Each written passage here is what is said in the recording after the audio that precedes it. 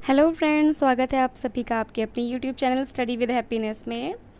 तो कल फ्रेंड्स आपने इंग्लिश की पहली क्लास ली थी।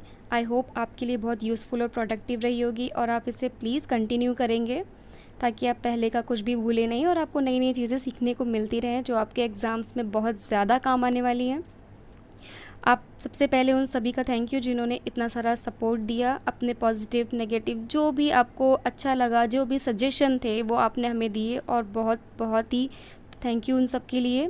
अपना सपोर्ट प्लीज़ इसी तरीके से बनाए रखिएगा। चलिए आज आपकी क्लास स्टार्ट करते हैं आर्टिकल से। तो आर्टिकल जो आपके होते हैं वो 3 होते हैं, ए, एन और द, जिन्हें हम आर्टिकल्स बोलते हैं। पर उनका यूज़ कैसे करते हैं, क्यों करते हैं, कहाँ पर करते हैं, वो आज आप क्लास में देखने वाले हैं।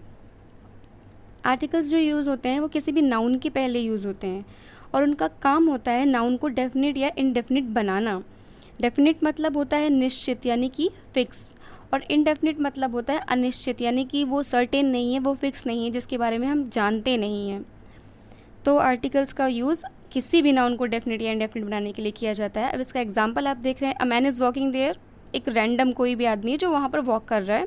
The boy you met yesterday is my brother, जिस लड़के से तुम मिले वो मेरा भाई है, यानी कि उस लड़के को आप जानते हैं।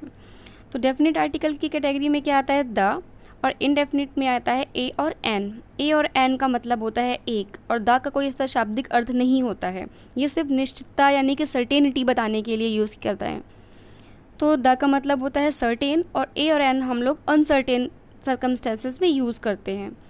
अब द हम कहाँ कहाँ पर यूज़ करते हैं, काउंटेबल, अनकाउंटेबल, किसी भी नाउन के पहले, singular, plural, countable noun, uncountable noun. लेकिन इंडेफिनिट आर्टिकल का यूज़ हम करते सिंगुलर नाउन के पहले।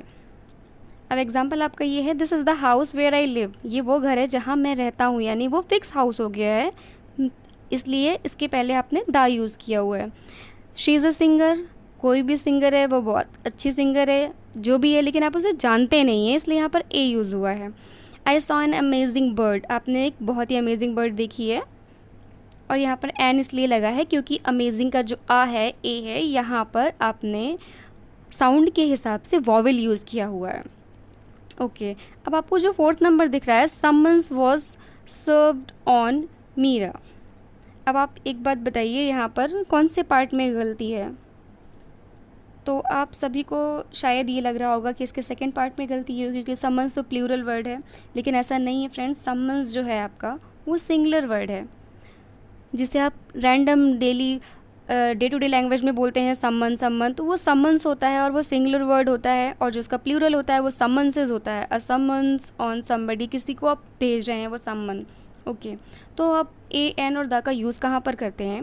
ए, एन और द हम किसी भी नाउन के पहले यूज़ कर सकते हैं। A boy, a an the हम किसी एडजेक्टिव प्लस नाउन के पहले यूज़ कर सकते हैं। एडजेक्टिव मतलब जो नाउन की क्वालिटी बता रहा है। The best student, a an the हम किसी एडजेक्टिव के पहले एडवर्ब को भी यूज़ करके हम यूज़ कर सकते हैं। जैसे अगर हम सिंपल लिखेंगे इंटेलिजेंट बॉय, तो आई के प्रोनाउंसिएशन के हिसाब से एन लगेगा, और ए वेरी इंटेलिजेंट बॉय, तो यहाँ पर अ वेरी इंटेलिजेंट बॉय, इसके पहले ए लगा हुआ है क्योंकि वेरी का जो वी है वो आपका कॉन्सोनेंट के साउंड दे रहा है। अच्छा, आपको ए और एन में थोड़ा सा कन्फ्यूजन हो रहा होगा यहाँ पर कि हम ए और एन कैसे कैसे लगाते हैं। तो जो ए और एन होता है वो आपका साउंड के हिसाब से लगता है। साउंड मतलब जैसा कि आपने जो कॉन्सोनेंट और वॉवेल में पढ़ा होगा, उसे हम कैसे प्रोनाउंस करते हैं, इसका यूज़ आपको आर्टिकल में बताया जाने वाला था। तो यहाँ पर अभी ए और एन को कैसे यूज़ करना है वो उसके साउंड के हिसाब से डिपेंड करता है। आपने ए, ई, आई, ओ, यू ये सारे वॉवेल्स पढ़े होंगे, हिंदी में भी आपने सारे स्वर पढ़े होंगे, अ, आ, ई, जितने भी स्वर होते हैं यानी कि वॉवेल्स होते हैं। जब हम किसी वर्ड को प्रोनाउंस करते हैं, जो उसका पहला लेटर निकलता है, अगर वो उसका प्रोनाउंसिएशन स्वर यानी कि वॉवेल है तो उसके पहले हम ए लगाएंगे। अगर वो वॉवेल नहीं है तो स्पेलिंग कहीं से भी स्टार्ट हो रही हो, डजेंट मैटर, आपको वहाँ पर ए और एन में से सिर्फ ए लगाना है। अगर वहाँ पर सर्टेनिटी नहीं है, दा की बात ही नहीं की जा रही, सिर्फ ए और एन की सिंगुलर की बात की जा रही है, तो अगर जो स्टार्ट होने में पहला लेटर है वो स्वर है तो आप एन लगाएंगे, जो स्टार्टिंग का पहला लेटर है वो व्यंजन है, वो कॉन्सोनेंट है, तो आप ए लगाएंगे वहाँ पर। तो हम ए और एन यूज़ कहाँ पर करते हैं? नंबर और क्वांटिटी बताने वाले कुछ एक्सप्रेशंस होते हैं, उनके पहले यूज़ करते हैं। A good deal of, a great number of, a good many of, a large amount of, और यहाँ पर a lot of, a kilo, a third, one third, quarter. जो काउंटिंग एक्सप्रेशन होते हैं ना, जिन्हें आप मैथमेटिकल या फिर वेट में यूज़ करते हैं, चीज़ों को तौलने नापने के लिए यूज़ करते हैं, उनके पहले। कुछ इडियोमेटिक एक्सप्रेशंस होते हैं, यानी कुछ इडियम्स होती है जिनके साथ हम ए यूज़ करते हैं। इन अ रेज, रेज मतलब रोष होता है, आक्रोश होता है। इन अ डिलेमा, डिलेमा मतलब ऐसी सिचुएशन जहाँ पर आप असमंजस की स्थिति में हैं। Go for a walk, take a hint, lot of trouble, ऐसे बहुत सारे इडियम्स हैं। आपको अपनी इसको स्ट्रॉन्ग करने के लिए, प्रैक्टिस करने के लिए इन्हें पढ़ना होगा। और बाकी आपको इडियम्स, जब इडियम्स की क्लास दी जाएगी तो बहुत सारी PDF में भी प्रोवाइड की जाएगी और आपको एक्सप्लेन करके भी बताई जाएगी। Sound and uses of AN। तो AN का कैसे यूज़ होता है, जैसे आपको अभी बताया है। ए कॉन्सोनेंट साउंड के साथ यूज़ करते हैं, एन वॉवेल साउंड के साथ यूज़ करते हैं। अब यहाँ पर आपको एग्जांपल्स के साथ बहुत अच्छे से समझ में आने वाला है। जैसे MA और मेंबर दोनों M से स्टार्ट हो रहे हैं। अच्छा, आपको ये भी बहुत अच्छे से ध्यान रखना है कि जो हम ABCD पढ़ते हैं उसका प्रोनाउंसिएशन कैसे करते हैं। जैसे यहाँ पर MA लिखा हुआ है तो M को M पढ़ते हैं। जैसे कुछ लोग होते हैं जो उसे M को M नहीं यम पढ़ते हैं, तो अगर आप पढ़ेंगे गलत तो आप आर्टिकल भी गलत ही लगाएंगे। इसलिए M होता है, N होता है। तो M में जब हम प्रोनाउंस कर रहे हैं तो M, A निकल रहा है ना M, तो इसके पहले N लगाएंगे, NMA। और मेंबर जो होता है तो वो माँ निकल रहा है, M निकल रहा है, यानी कि ए मेंबर। उसी तरीके से एक्सरे, एक्स तो आपका कॉन्सोनेंट होता है, लेकिन जब हम एक्स को प्रोनाउंस करते हैं तो एक्स ए से स्टार्ट होता है, इसलिए एन एक्सरे होता है। अच्छा, वन जो होता है, वन का जो ओ होता है वो तो वॉवेल होता है, लेकिन इसके पहले हम ए लगा रहे हैं। क्यों लगा रहे हैं? क्योंकि जब हम इसे प्रोनाउंस कर रहे हैं तो वा निकल रहा है, वो वॉवेल साउंड नहीं है, वो कॉन्सोनेंट साउंड है। तो a one way ticket. Plural of AN, a और एन का अगर हम कभी प्लूरल बनाते हैं तो सम और एनी के साथ रिप्लेस करते हैं। आप बॉय का प्लूरल बनाएंगे तो सम बॉयज़ लगाएंगे, तो इसके साथ हम इसका प्लूरल बनाते हैं। अच्छा, यूजेस ऑफ द का कहाँ कहाँ पर यूज़ करते हैं? बिफोर, बिफोर आपका लगा, यानी कि आगे जितनी भी चीज़ें बताई जाने वाली उन सब के पहले हम द यूज़ करने वाले हैं। ऑल, बोथ, डबल, इन वर्ड्स के पहले हम द लगाते हैं।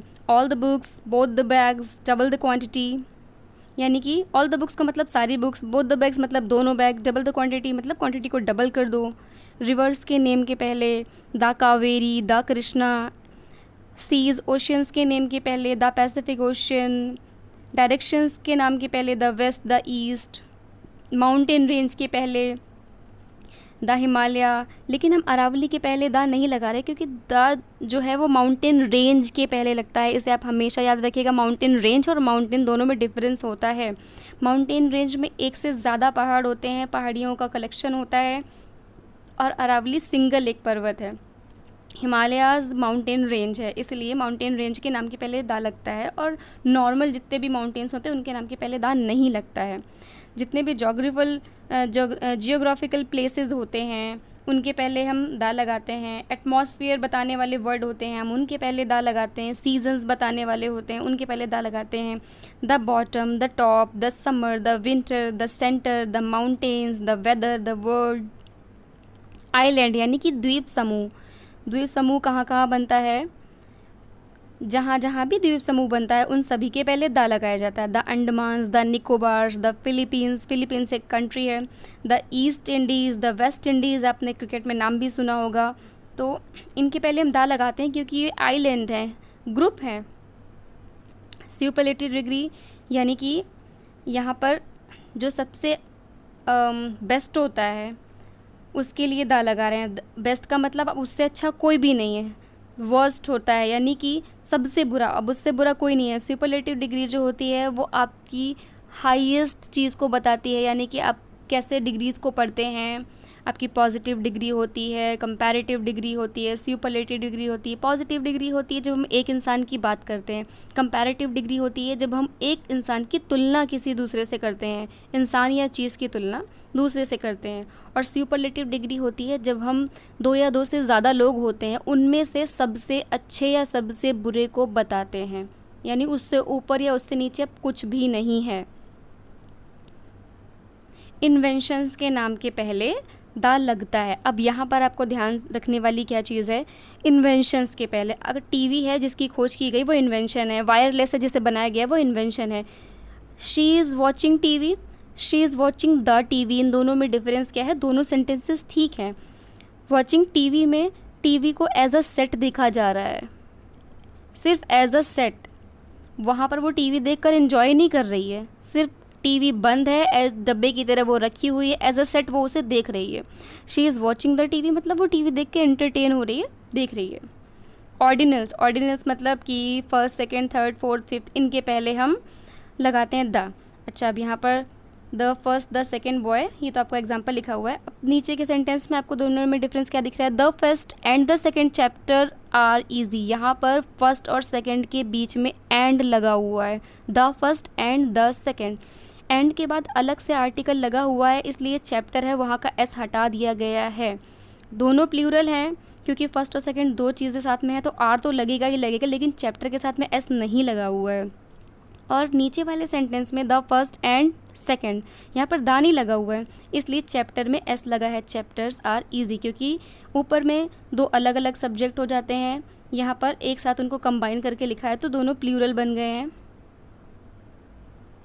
अब कंपैरेटिव डिग्री के साथ अगर हम ऑफ द टू लगाते हैं तो इसके पहले हम द लगाते हैं, she is the better of the two singers, यानी कि यहाँ पर दो सिंगर्स की बात हो रही है, उनमें वो बेटर है, दो में से वो बेटर है, इसलिए यहाँ पर इस तरीके का जो फॉर्मेशन होता है तो आप उससे एग्जांपल ले सकते हैं। अगर दो में सबसे बेस्ट वही है, कंपैरेटिव डिग्री ही यूज़ हो रही है, पर उन दो में तो वहाँ पर वो सबसे अच्छी है, इसलिए वहाँ पर द लगा रहे हैं, क्योंकि दो में से अब उसके ऊपर कोई नहीं है। ओके, प्रोग्रेसिव डेवलपमेंट या लॉस होता है। प्रोग्रेसिव मतलब उत्तरोत्तर, यानी कंटिन्यूअसली। कंटिन्यूअसली मतलब कि या तो धीरे धीरे कोई चीज़ बढ़ रही है या धीरे धीरे कोई चीज़ घट रही है, तो वहाँ पर हम दा का यूज़ करते हैं। ये एक्सप्रेशन ऐसे ही होता है, the darker the berry the sweeter the juice, यानी कि जो बेरी होगी वो जितनी ज़्यादा डार्क होगी इसका जूस उतना ही मीठा होगा। The lower the quality the lesser the price, यानी कि क्वालिटी जितनी भी ज़्यादा डाउन होगी उतना ही प्राइस कम होगा। कंट्रीज़ और सिटीज़ के नेम के पहले हम दा लगाते हैं, तब लगाते हैं जब उनका कोई स्पेशल मतलब होता है। जैसे कि आपने अपने देश में पढ़ा होगा कि पंजाब के पहले दा लगाते हैं क्योंकि उसे 5 नदियों के लिए जाना जाता है, इसलिए इसके पहले दा लगाते हैं। लेकिन यूएसए के पहले दा क्यों लगाते हैं, the United states of America. यहाँ पर सिर्फ अमेरिका की बात नहीं हो रही है, यूनाइटेड स्टेट्स ऑफ अमेरिका की बात हो रही है, वहाँ पर वो ग्रुप है इसलिए दा लगाया गया है। द नीदरलैंड्स, द गैम्बिया, अच्छा यहाँ पर इसलिए लगाया गया है क्योंकि यहाँ पर ये आइलैंड्स हैं, group of islands, the Bahamas, the Maldives, तो यहाँ पर इसीलिए दा लगाया गया है। ऐसी बहुत सारी कंट्रीज़ हैं जिनके पहले दा लगाया जाता है, उन सब की लिस्ट आपको प्रोवाइड कर दी जाएगी। अच्छा, द रोमन एम्पायर और द रोम, यहाँ पर रोम जो है वो एज अ कंट्री लिया गया है, और यहाँ पर जो ऊपर द रोमन एम्पायर लिखा है ये पूरा रोमन एम्पायर लिया गया है, तो इसके पहले दा लगा हुआ है। एज अ कंट्री इसके पहले दा नहीं लगेगा। द रशियन फेडरेशन, यहाँ पर रशियन फेडरेशन की बात हो रही है इसीलिए यहाँ पर दा लगा हुआ है, लेकिन सिंपल जब आप रशिया कंट्री की बात करेंगे तो उसके पहले दा नहीं लगेगा। ओके, जब एक सिंगुलर नाउन है जो पूरी क्लास या कम्युनिटी को डिनोट करता है तो हम उसके पहले दा लगाते हैं। The roses is the prettiest of all flowers, यानी कि जितने भी फूल होते हैं उन सब में रोज़ जो है वो सबसे ज़्यादा प्रिटी है, इसलिए इसके पहले दा लगाया। The dog is a faithful animal, अब यहाँ पर किसी एक डॉग की बात नहीं हो रही है, सारे के सारे डॉग फेथफुल होते हैं, इसलिए वो पूरी कम्युनिटी की क्वालिटी बता रहा है, इसलिए यहाँ पर दा लगाया है इसके पहले। तो फ्रेंड्स, आज की आपकी क्लास पार्ट 1 है, कल की आपकी क्लास पार्ट 2 होगी। आई होप कल आपका आर्टिकल पूरा ख़त्म हो जाएगा। प्लीज़ आज जो भी हो उसे रिवाइज़ करके आइएगा, कोई भी डाउट हो उसे पूछ लीजिएगा कमेंट सेक्शन में, आपका डाउट क्लियर किया जाएगा। कल से आपको आपके सारे कमेंट्स के जवाब मिलेंगे, और प्लीज़ सपोर्ट करते रहिए, कंटिन्यूसली पढ़ते रहिए। आज आप जितना पढ़ रहे हैं उससे पहले का रिवाइज़ करते रहिएगा। आपको पीडीएफ मिल जाएगा, फिर भी अगर आपको नोट्स बनाने तो आप नोट्स बना सकते हैं, कहीं कलेक्ट करके रख सकते हैं, क्योंकि एग्ज़ाम के लास्ट टाइम में आपको थोड़ा सा टाइम प्रिपरेशन के लिए, रिवीजन के लिए देना पड़ता है, और रिवीजन अपने नॉलेज को बढ़ाने का सबसे अच्छा तरीका होता है। आप कितनी भी चीज़ें पढ़ लीजिए, पढ़ते जाइए, लेकिन अगर आप रिवाइज़ नहीं करेंगे तो आप कभी भी उसे एक साथ याद नहीं रख पाएंगे। इसलिए रिवीजन करते रहिए और ऐसे ही पढ़ते रहिए, सपोर्ट करते रहिए, प्लीज़ क्लासेस अटेंड करते रहिए। Thank you so much.